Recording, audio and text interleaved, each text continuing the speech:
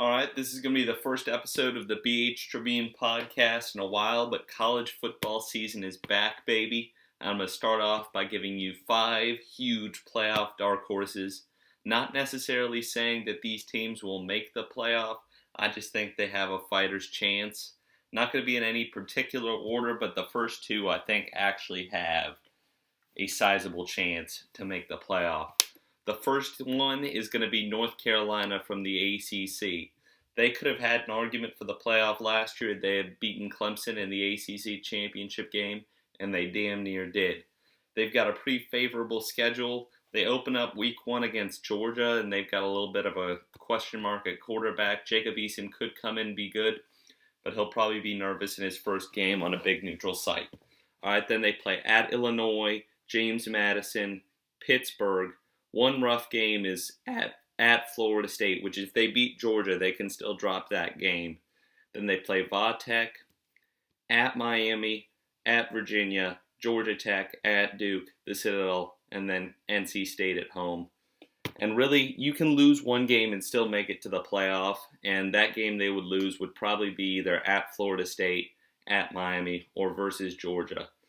If they can get a big statement win against Georgia week 1, and then split with Florida State and then Miami and then win the conference championship game, they definitely have a playoff chance. Now let me tell you why I think it can happen.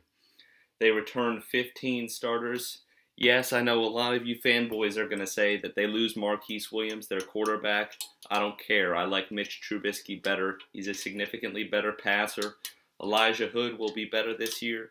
They've got playmakers returning in Bug Howard and Ryan Switzer, and they return 7 starters on defense. All right, the next one is Oklahoma State. And I'm going to say the biggest thing they have is their quarterback, Mason Rudolph. And they have a fairly favorable schedule. They open up with Southeastern Louisiana and Central Michigan. Those are 2 easy wins. Then Pittsburgh should be an easy win. Baylor is a mess. Texas at home, Iowa State at home, at Kansas. Kansas didn't win a game last year. West Virginia at home, at Kansas State, who's slowly fading. Texas Tech at home, at TCU, and at Oklahoma. I think they have a chance to run the table. Most likely they'll drop a game in there, but if they win the Big 12, especially that last game at Oklahoma, Bedlam is going to decide who makes the playoff out of the Big 12. It could. They return 18 starters, including their quarterback, running back, and 2 wide receivers. Their whole offensive line is back, and they return 8 defensive starters. That's huge, but they do lose Emmanuel Ogbah. Let's say North Carolina and Oklahoma State have the best chance of my 5 dark horses to actually make the playoffs. All right, next. This one's going to sound a little bit biased. It's Miami. They are in the same division as North Carolina. They return 15 starters. They've got a pretty favorable schedule. Florida A&M, Florida Atlantic, and at App State to open the season. No problems there. At Georgia Tech, unless they jump back up, should be an easy win. They get Florida State and North Carolina at home. The most important game to win is North Carolina because that game will likely decide the division. They play at Virginia Tech, at Notre Dame, Pittsburgh, at Virginia, at NC State, and then Duke to finish the season. I don't think it's very likely, but I think they could finish the regular season with 1 loss. And if you win your conference championship, you're going to have a chance to get into the playoff. All right, my last 2 are going to be pretty unlikely picks. These are long shots. Don't bet the life savings on these. The first one is going to be Nebraska. All right.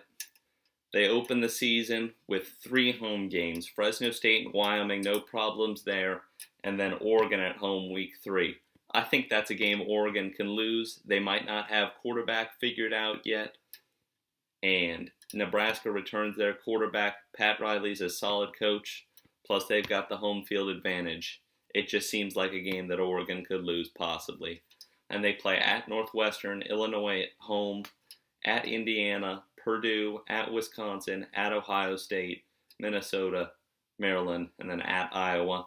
Obviously, they're probably going to lose at Ohio State, and they get 2 tough road games at Iowa and Illinois. I mean, They can win both of those, possibly. Just lose to Ohio State, then pull an upset in the Big Ten championship game. We could be talking playoff. Not very likely, but it could happen. They return 15 starters, including their starter, Tarmy Armstrong. All right, my last one. This one's going to surprise some people because I've been critical of the program in the past. It's Texas. All right, they might actually start getting quarterback play this year from Gerard Hurd. Their schedule, they open up with Notre Dame at home. Obviously, Notre Dame had 6 players arrested this weekend. Then UTEP at Cal. Cal's going to fall off a cliff because they don't have Goff. At OK State, they play Oklahoma. You know anything can happen in this game, as it did last year. Then Iowa State at Kansas State. Baylor's a mess. At Texas Tech. West Virginia at home. At Kansas. And TCU at home. So they get the most of their games at home. They beat Oklahoma last year, and Oklahoma made the playoff. If they can somehow come out of this schedule with 1 loss, they can make the playoff. They're returning 15 starters. 8 of those are on defense, and Gerard Hurd could be the savior of the program. He could bring them back to greatness. All right, so this has been my 5 playoff dark horse teams. Get ready for the college football preview coming out in a few weeks.